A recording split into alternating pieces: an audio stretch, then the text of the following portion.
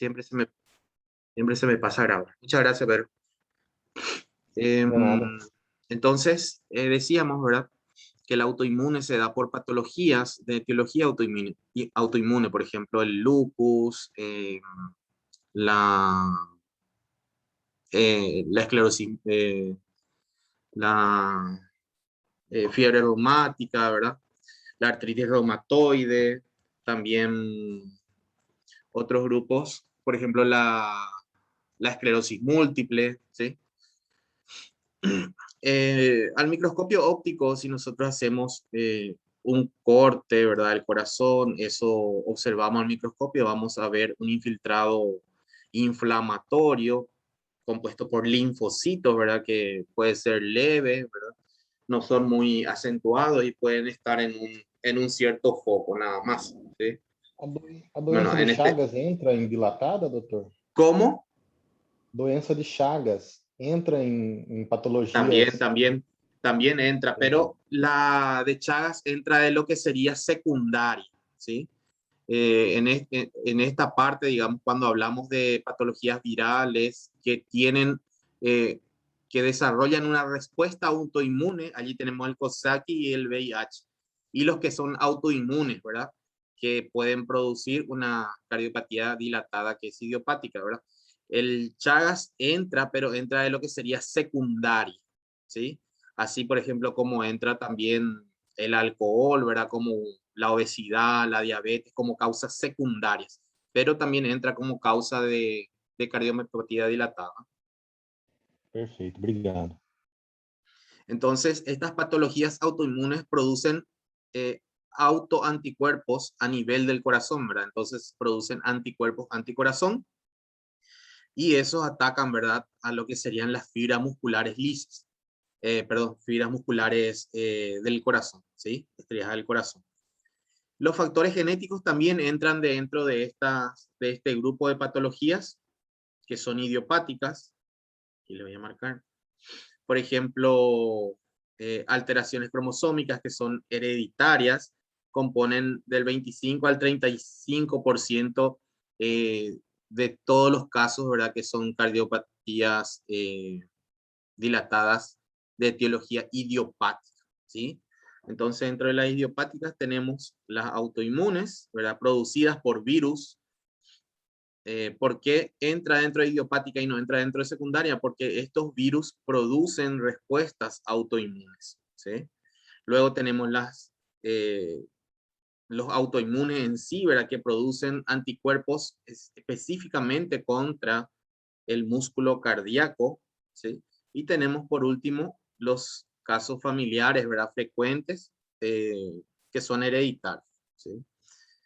O senhor pode Entonces, dar exemplo para mim, por favor, de uma doença autoimune cardíaca? ¿cómo? O senhor pode dar exemplo para mim de uma doença autoimune cardíaca? Y las patologías que te dije, ¿verdad? La artritis reumatoide, la Ah, esclerosis múltiple, ¿verdad? Esas patologías producen, eh, producen las cardiomiopatías dilatadas, ¿verdad? Que son idiopáticas. ¿Entiendes? entendi. O sea, ¿a qué específicamente te referís como ejemplo? ¿No? Não, eu pensei que tinha alguma doença específica, assim, que atingia só o coração em si, não, por exemplo, artrites que atinge o corpo todo, assim, depois vai evoluindo, entendeu? Pensei que tinha alguma patologia específica que tivesse algum nome específico, que atinge só o coração. No, no, no, no, no, no. Cuando hablamos de autoinmune, ¿verdad? Nosotros hablamos de patologías que que pueden producir anticuerpos en algunos casos, ¿verdad? Contra ciertos órganos específicamente, ¿verdad? En la artritis reumatoide, en el lupus, por ejemplo, tenemos casos de lupus donde los anticuerpos se producen a nivel de la piel, ¿verdad? Entonces tenemos manifestaciones cutáneas. Luego también los anticuerpos se pueden producir, por ejemplo, a nivel de los riñones, tenemos una afectación renal, ¿verdad? Entonces, en esos casos, los anticuerpos se producen, ¿verdad? A nivel del corazón y pueden atacar a las fibras cardíacas. Ok, muito obrigado. Dale. En estos casos, ¿verdad? Recordemos que el corazón normalmente pesa unos 300 gramos, ¿sí? 300 gramos. Y en estos casos de cardiomiopatía dilatada, donde hay dilatación, ¿verdad? De lo que es las cámaras del corazón, suele haber una cardiomegalia que puede elevar el peso del corazón hasta el triple, hasta aproximadamente 900 gramos. Y son las patologías que, digamos, más aumentan la masa del corazón, ¿sí? Más allá de que haya otra patología, por ejemplo, la hipertrófica, ¿verdad? La dilatada es la que llega a agrandar más el corazón y a hacer que el corazón pese más. También puede haber una dilatación generalizada, ¿verdad? Conforme la patología va evolucionando, va avanzando. Entonces, de los, de los ventrículos, que serían los primeros afectados, ¿verdad? Luego ya se ven afectados las aurículas, ¿sí? El miocardio en estos casos se ven reblandecidos, se ven pálidos, con cicatrices subendocárdicas, ¿sí? Entonces vamos a ver que hay zonas de fibrosis en lo que es el subendocardio. Se pueden observar también trombos, ¿verdad? Trombos apicales. A la microscopía óptica nosotros vamos a ver zonas de atrofia, ¿verdad? Donde no hayan fibras musculares, y vamos a ver zonas de hipertrofia con, dijimos, inflamación focal, ¿sí? Una vez estos casos, ¿verdad? De miocardiopatía dilatada pueden no manifestar muchos síntomas en el inicio de la enfermedad. Entonces, el paciente puede no darse cuenta, ¿verdad? Porque de cierta forma, de acuerdo a la actividad física que haga, ¿verdad? Va tolerando eh, ese inicio de dilatación cardíaca. Pero llega un momento en el que ya el corazón se encuentra muy dilatado, entonces no es capaz de contraerse bien, digamos. Por lo tanto, empieza a producir afectación, ¿verdad? En los diferentes órganos. Por ejemplo, el paciente va a empezar eh, cuando necesita una mayor demanda de oxígeno, cuando hace actividad física, por ejemplo, o algún esfuerzo, va a empezar con dolor de pecho, va a empezar con la disnea, ¿verdad? Que es la dificultad respiratoria, va a empezar con las palpitaciones, con las arritmias, ¿sí? Y una vez que inician esos síntomas, el 75% de los pacientes, ¿verdad? Si no se corrige la causa, mueren a los 5 años, ¿sí? Y el tratamiento suele ser el trasplante en estos casos idiopáticos, ¿verdad? Porque no hay, digamos que no hay una causa estructural o una patología de base que enfrentar, ¿verdad? Que tratar. Entonces, el tratamiento suele ser el trasplante. Es muy diferente, por ejemplo, a lo que es la cardiomiopatía dilatada, ¿verdad? Que es la secundaria. Entonces, dentro de este grupo de patologías tenemos eh, afectación cardíaca, pero secundaria a otras causas. Por ejemplo, entre las más comunes en nuestro medio, el etanol, ¿sí? El consumo de alcohol. Entonces, generalmente el consumo agudo de grandes cantidades de alcohol pueden producir una cardiomiopatía dilatada y sería secundaria, ¿sí? Aquí ven más del 50% de los casos que son secundarios, entonces son debidos al alcohol, al etanol, ¿sí? También tenemos, por ejemplo, las antraciclinas, ¿verdad? Que son medicamentos que se utilizan, o sea, una línea de medicamentos, una familia de medicamentos que se utilizan como quimioterápicos, pero son cardiotóxicos, ¿sí? Tenemos también el cobalto, por ejemplo, ¿verdad? Cuando se realizan tratamientos de radioterapia, entonces, si esa radioterapia también afecta al corazón, ¿verdad?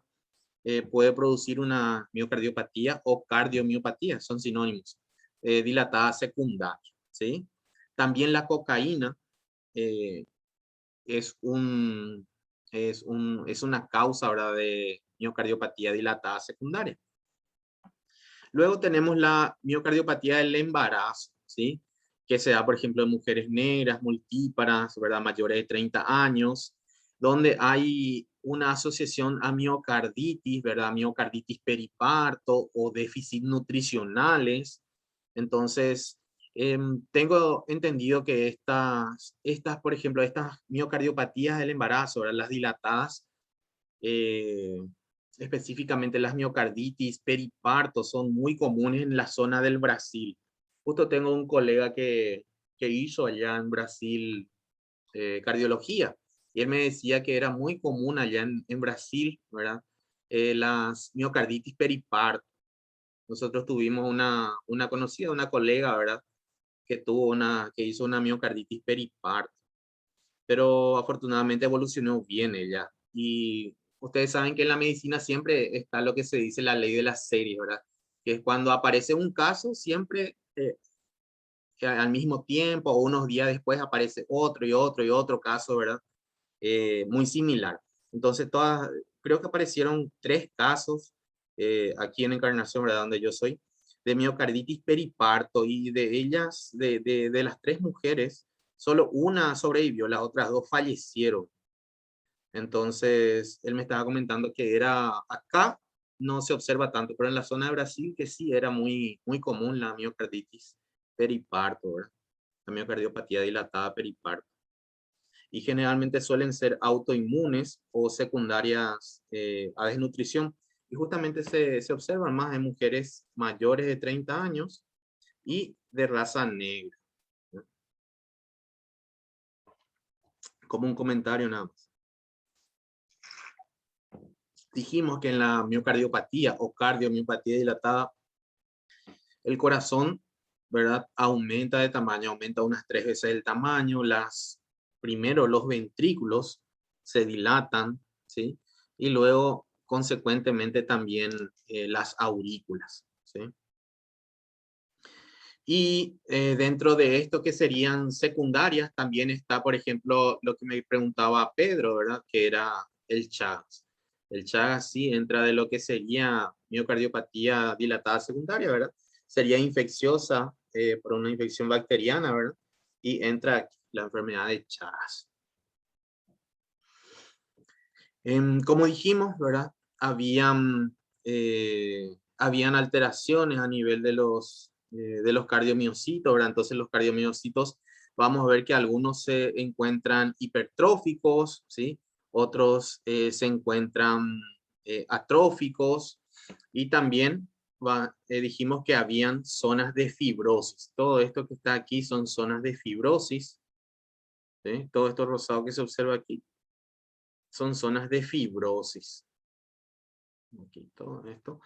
Fíjense, aquí tenemos células inflamatorias también, ¿sí? Aquí también vemos fibrosis, aquí también fibrosis, y vemos la hipertrofia de los cardiomiocitos. Los cardiomiocitos normalmente, ustedes saben, ¿verdad? Que son como haces, ¿verdad? Delgados, que se suelen ramificar, ¿sí? Entonces, cuando tenemos la miocardiopatía dilatada, pueden aparecer hipertrofiados, redondeados, como en este caso, ¿sí? Eso se puede observar en la microscopía óptica. La cardiomiopatía hipertrófica es el otro tipo, ¿verdad? De miocardiopatía que podemos observar. Hace rato dijimos que en la dilatada había dilatación de las cámaras, en este caso en la hipertrófica, como su nombre dice, ¿verdad? Hay un engrosamiento en la pared del corazón, ¿verdad? Principalmente, no tanto en lo que serían las paredes laterales de los ventrículos, sino en el septo interventricular. Es principalmente el septo interventricular el que se encuentra más afectado. Generalmente esta hipertrófica, ¿verdad? No se diagnostica a tiempo porque la mayoría de las personas que están afectadas tienen pocos síntomas, ¿sí? Y de ellos, ¿verdad? De los que tienen síntomas, la mayoría puede desarrollar su vida normal igualmente, ¿verdad? Con esos mínimos síntomas, ¿sí? Generalmente cuando inician los síntomas, ¿verdad? Pueden ser falta de aliento o falta de aire, ¿verdad? Dolor o problemas en el sistema eléctrico del corazón. Esos problemas en el sistema eléctrico del corazón se pueden percibir por las personas como palpitaciones, como arritmias, ¿sí?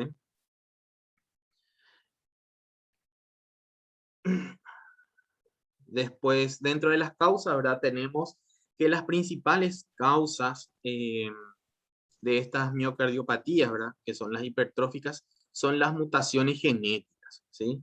Existen mutaciones genéticas que son hereditarias. Por ejemplo, si nosotros, alguien de nosotros tiene un familiar de primer grado, padre, madre, hermano, ¿verdad? Que tenga una miocardiopatía hipertrófica, eh, es casi 50% seguro, ¿verdad? O existe un 50% de probabilidad de que nosotros también, ¿verdad? Vayamos a desarrollar, ¿sí? Entonces, prácticamente que de dos parientes así cercanos de primer grado, uno de cada dos tenga, ¿verdad? O herede la cardiomiopatía hipertrófica.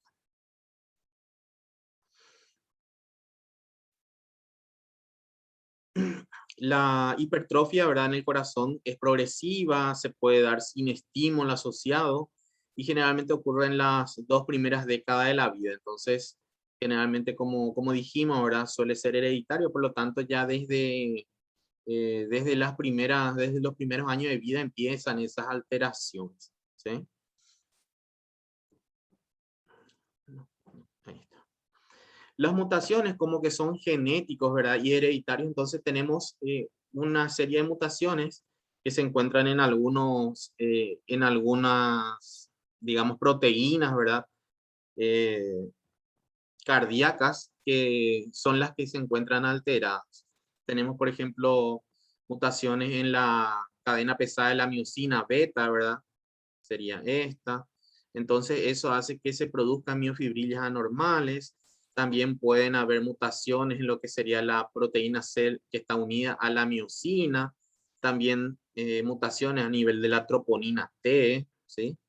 Esas 3 mutaciones se dan en el 70-80% de los casos. Entonces, en 7 u 8 de cada 10 casos se dan esas mutaciones, ¿sí? Después, nosotros vemos entonces miofibrillas disfuncionales, hay liberación de factores de crecimiento, ¿verdad? También hay alteraciones, por lo tanto, en las células musculares y en los fibroblastos, ¿sí? Este es un gráfico nada más que, digamos, sirve para que ustedes vean, ¿verdad? A nivel de dónde, de qué estructuras se observan las alteraciones. El corazón, en estos casos, en la miocardiopatía hipertrófica, suele pesar casi el doble de lo que pesa normalmente. Normalmente pesa 300 y en la cardiomiopatía hipertrófica ahora puede llegar a pesar 500 gramos. Hay también un aumento del tamaño del corazón. Hay una hipertrofia de la pared ventricular izquierda, más o menos en el 50% de los casos. Pero como les dije, lo más común es que haya una alteración a nivel del septo interventricular, ¿sí?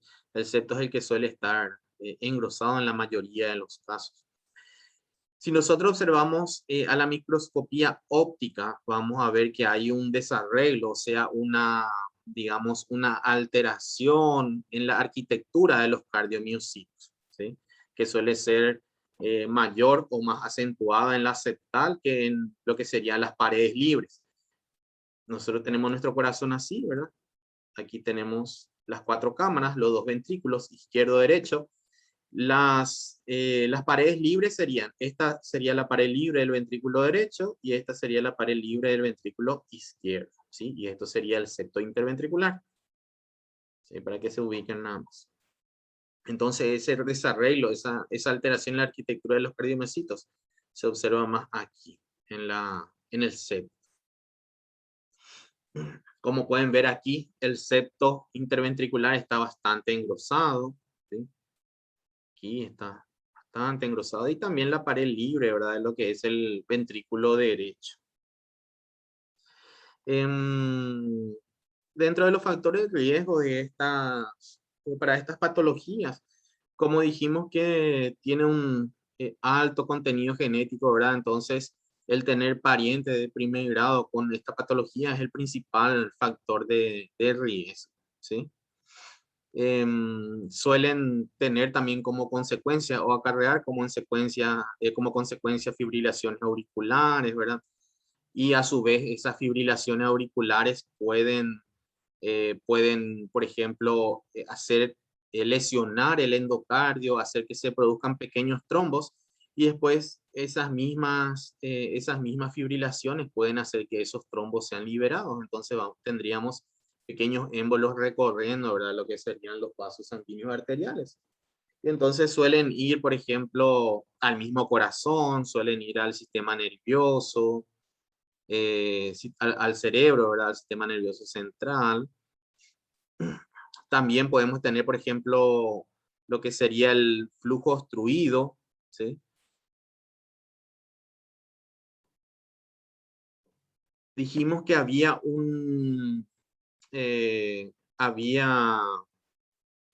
una alteración en los cardiomiocitos, ¿verdad? Entonces los cardiomiocitos aparecen desordenados. Aquí, por ejemplo, podemos ver cómo estos cardiomiocitos, ¿verdad? No todos van en el mismo sentido, no todas las fibras van en el mismo sentido. Algunas van horizontales, otras van verticales. Entonces hay cierto desordenamiento aquí, ¿sí? Esa es la manifestación microscópica, ¿verdad? Que más se puede observar a nivel del corazón en la cardiomiopatía hipertrófica.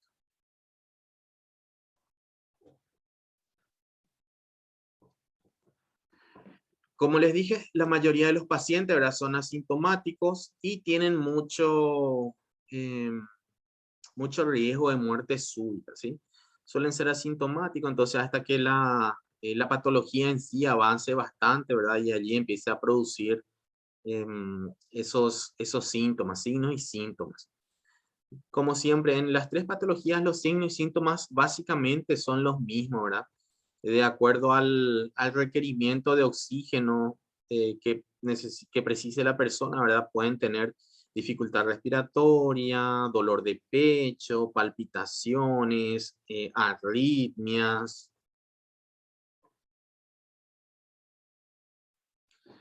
Generalmente se diagnostica, ¿verdad? Entre los 30 y 50 años de edad. ¿Por qué a esta edad? Porque dijimos que la mayoría son asintomáticos, ¿sí? Y habrán escuchado ustedes, por ejemplo, casos de personas jóvenes, ¿verdad? Que no se conocen como enfermos, ¿verdad? O que no, digamos, personas sanas, aparentemente, ¿verdad? Que tienen muerte súbita o que sufren una muerte súbita, ¿verdad? Esos casos, por ejemplo, pueden ser bien pacientes con cardiomiopatía hipertrófica, ¿verdad? Que nunca supieron que tenían esa enfermedad. Entonces, se suele diagnosticar entre los 30 y 50 años. Los signos suelen ser disnea, ¿verdad? Angina. La disnea es la dificultad respiratoria. La angina se manifiesta como dolor de pecho, ¿sí? Y suele producir insuficiencia cardíaca congestiva, ¿sí? Hay una disminución de lo que es la complacencia cardíaca izquierda. Eso quiere decir que haya una disminución de lo que es la dilatación del corazón, ¿verdad? El relajamiento del corazón, ¿sí? Entonces se produce una obstrucción también del flujo de salida del ventrículo izquierdo. El ventrículo izquierdo no se puede contraer, no puede bombear eficazmente la sangre. El tratamiento, ¿verdad? El tratamiento usual que se utiliza para la insuficiencia cardíaca, por ejemplo, puede agravar los síntomas. Se suelen utilizar beta bloqueantes, ¿sí? Para mejorar lo que es la relajación muscular, porque básicamente no hay un problema en la contracción, sino que el problema está cuando los ventrículos deben llenarse. Los ventrículos se llenan durante la diástole, ¿verdad? Que es cuando se relajan los ventrículos y se llenan de sangre. Allí es donde ocurre la falla, digamos, ¿sí? Entonces, para eso se utilizan los beta bloqueantes, para disminuir la frecuencia cardíaca, ¿verdad? Y dar más tiempo a los ventrículos de que se relajen y puedan funcionar correctamente. Y el tratamiento también cirugía, ¿sí? Suele ser cirugía. Así como en la dilatada idiopática. El último tipo de cardiomiopatías que vamos a observar, que podemos observar son las restrictivas, ¿sí? Entonces, esta miocardiopatía restrictiva, ¿verdad? El tamaño del corazón puede ser normal o puede estar ligeramente aumentado, ¿verdad? La mayor parte del tiempo el corazón bombea normalmente la sangre, ¿sí? Sin embargo, no se relaja normalmente durante la diástole, en la cardiopatía restrictiva, ¿sí? Entonces, las lesiones, ¿verdad? Ya sean miocárdicas o endocárdicas, porque hay una serie de lesiones que se observan a nivel del ápex. El ápex sería la punta del ventrículo, ¿verdad? Hay una serie de lesiones fibrosas, por ejemplo, que se pueden desarrollar en los vértices, en el ápex del pulmón, perdón, del corazón. Esos pueden limitar lo que es el llenado cardíaco, ¿sí? Entonces también allí se produce la alteración en el llenado. No hay una buena relajación porque suelen haber patologías, ¿verdad?, que producen fibrosis en las paredes del corazón.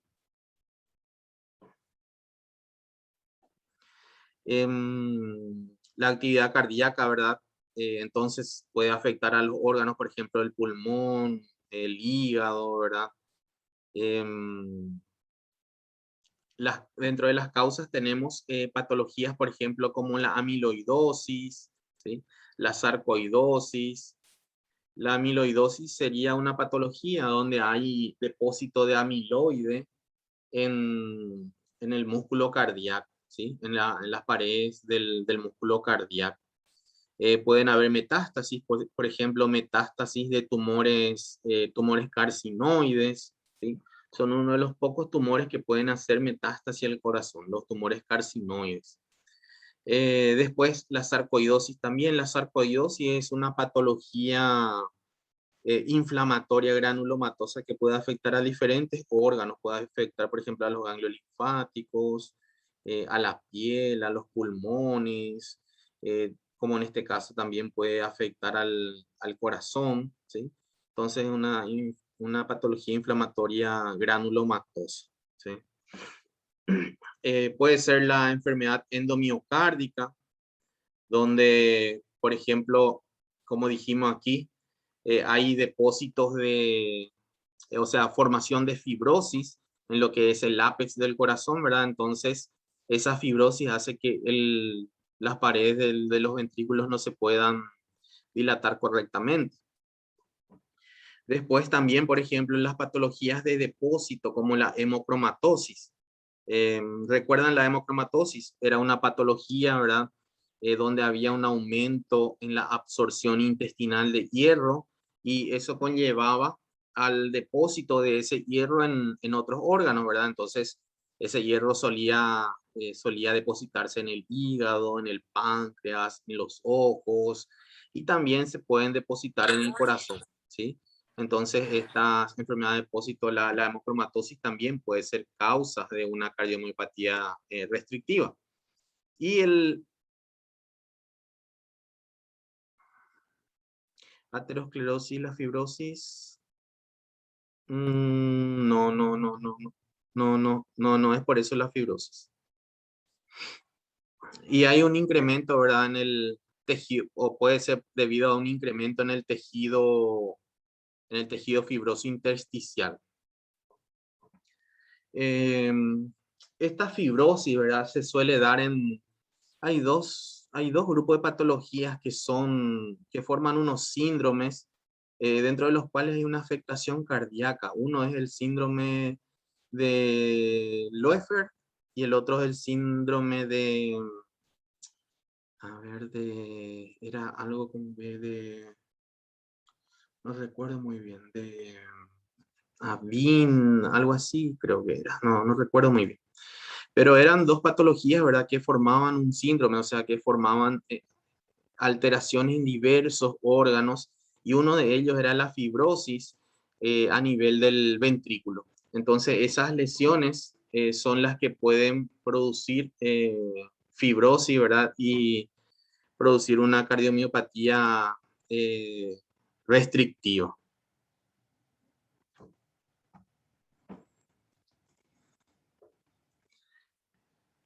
dijimos que la amiloidosis era una de las causas, ¿verdad? Entonces, puede haber en estos casos, ¿verdad? Cardiomegalia, la consistencia del corazón puede ser firme o puede ser elástica. Y al microscopio óptico lo que nosotros veríamos serían depósitos de amiloides intersticiales o perivasculares o en el endocardio, ¿sí? Como en este caso, ¿verdad? Pero también se pueden, por ejemplo, depositar esos amiloides en otras zonas, ¿verdad? Se pueden, por ejemplo, depositar en las válvulas cardíacas, también en las arterias coronarias, entonces afectan a esas estructuras. Clínicamente producen una insuficiencia cardíaca derecha con edema periférico, ¿sí? ¿Por qué insuficiencia cardíaca derecha? Porque el, el ventrículo derecho, ¿verdad? Es el que tiene, digamos, menor, digamos, menor músculo, menor musculatura. Entonces, siempre que haya una cardiomiopatía restrictiva, se va a ver afectado la porción de corazón, ¿verdad? Que tenga menos músculo para contraerse, ¿sí? Entonces, cuando hay una afectación del ventrículo derecho, vamos a tener como consecuencia edema, ¿verdad? Edema periférico, porque va a haber una alteración en lo que es la circulación derecha del corazón. Entonces, toda la sangre que venga del cuerpo, digamos, toda la sangre que venga por las venas del cuerpo y que vayan al corazón derecho, se van a estar estancando y entonces eso va a producir edema. Un edema ya sea en los miembros, o edema en el hígado, o edema en las cavidades, por ejemplo en el peritoneo, o también en la cavidad pleural. También se puede ver arritmias por infiltración del sistema de conducción, ¿sí? Y ello puede acarrear una muerte súbita. Puede haber afectación del sistema de conducción, arritmias, ¿verdad? Y la mayor cantidad o sea, la mayor proporción de patologías que causan muerte súbita son las arritmias, ¿sí? Más allá de lo que son los espasmos vasculares, eh, las arritmias son las que, generalmente sí, las arritmias involucran a los ventrículos, ¿sí? Esas son las que causan mayor número de muertes súbitas. En la amiloidosis, entonces, lo que nosotros veríamos sería esto, ¿sí? Todo este depósito de material rosado aquí en el tejido alrededor de las fibras musculares. Entonces, todo este depósito de material rosado, que es el amiloide, lo que va a hacer es restringir la dilatación del corazón y el llenado, ¿sí? Va a haber una alteración entonces en lo que es el llenado cardíaco. Aquí vemos con otra coloración nada más, ¿verdad? Pero vemos toda esta sustancia de amiloide que se encuentra aquí. Todo esto es amiloide. Todo esto que tiene coloración un poquito marrón, anaranjado, es amiloide. Estas serían las fibras musculares. Estas son las fibras musculares. Las enfermedades endomiocárdicas, ¿verdad? Que eran la fibrosis que yo les había dicho, ¿verdad? Son más comunes en niños, ¿verdad? Jóvenes del África, ¿sí? También aquí está, ¿verdad? La endocarditis que es de Loeffler, que también produce esta fibrosis a nivel del ápex. Entonces, si nosotros tenemos nuestro corazón así, dividimos este en 4 cavidades. Aquí en esta zona, en el endocardio de esta zona, es donde se producen las alteraciones, ¿sí? El endocardio de lo que sería el vértice del corazón. Se suelen observar 3 estadios. El primero suele ser el necrótico, que dura meses. Hay un infiltrado eosinofílico, hay necrosis de células miocárdicas. Luego le sigue un estadio que se llama el trombótico, donde hay, como su nombre dice, trombosis, ¿verdad? Que se agrega a todo ese daño que ya se estaba observando. Y generalmente se presenta un año después del primer estadio, ¿sí? Y el tercero ya sería la fase crónica, donde tenemos el estadio fibrótico. Entonces hay un engrosamiento de todo el endocardio y una alteración del llenado cardíaco, ¿sí? Entonces este ya es el estadio crónico, el último estadio, el necrótico, trombótico y el fibrótico. Entonces en esta cardiomiopatía restrictiva lo que vamos a ver es un engrosamiento, ¿verdad? Podemos ver de un tamaño normal o podemos ver que hay un engrosamiento prácticamente simétrico de todas las paredes del corazón. En la hemocromatosis dijimos que había depósitos de hierro, ¿sí? Estos serían los depósitos de hierro, teñidos con una coloración para hierro, ¿sí? Entonces se observan bien aquí los depósitos de hierro entre las fibras musculares cardíacas, ¿sí?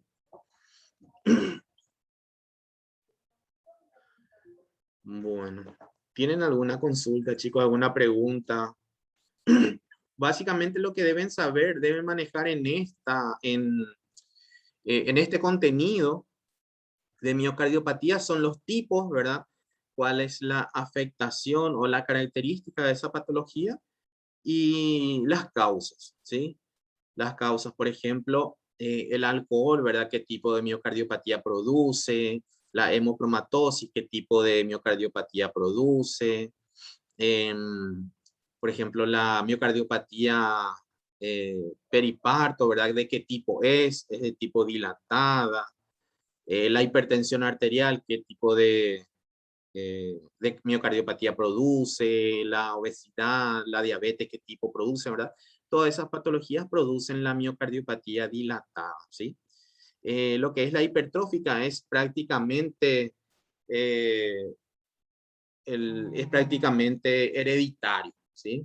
Entonces tiene componente genético, tiene alteraciones en proteínas, ya sea proteína como la protrombina, la troponina, tiene alteraciones en lo que es la miosina, ¿sí? Entonces básicamente son alteraciones genéticas y son muy hereditarias, ¿sí? Y después tenemos los de depósito, por ejemplo, la amiloidosis, la hemocromatosis, esta otra patología, la sarcoidosis, ¿verdad? Todas esas patologías producen la restrictiva, ¿sí? Eso es básicamente lo que deben manejar. No muy profundo, pero sí las causas. La clínica, todos básicamente tienen la misma clínica, ¿verdad? Todas producen alteración en el trabajo del corazón, ¿verdad? Entonces todos van a presentar, ya sea en forma temprana o en forma más tardía, dificultad respiratoria, arritmias, dolor de pecho, ¿sí? ¿Entienden? Hola. Hola, sí, Ah, entiendo. estando ahí. Ok.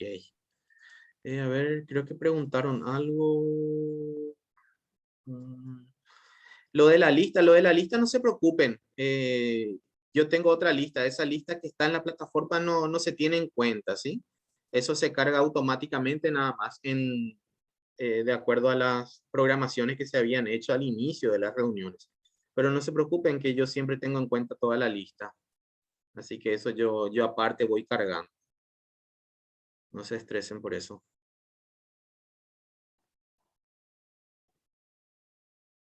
A ver, otra pregunta que hayan hecho, aterosclerosis, nada más. Bueno, ¿tienen alguna consulta, alguna duda, alguna pregunta? Yo creo que en esa primera parte, entre las idiopáticas y las secundarias, ahí fue donde hubo un poquitito o sea, probablemente se hayan confundido un poquito, ¿verdad?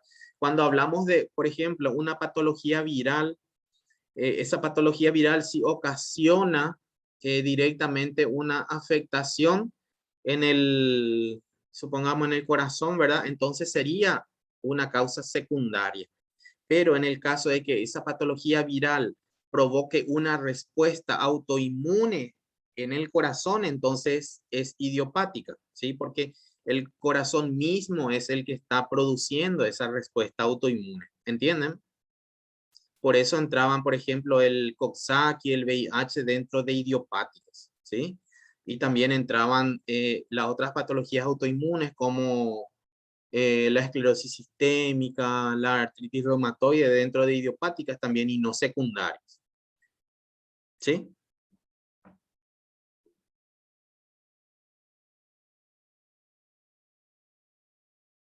No, para la segunda parcial vamos a incluir una unidad más. Vamos a desarrollar toda la unidad de tiroides, ¿sí? Tiroides es bastante corto y es bastante sencillo, así que vamos a desarrollar tiroides y hasta allí sería el segundo parcial.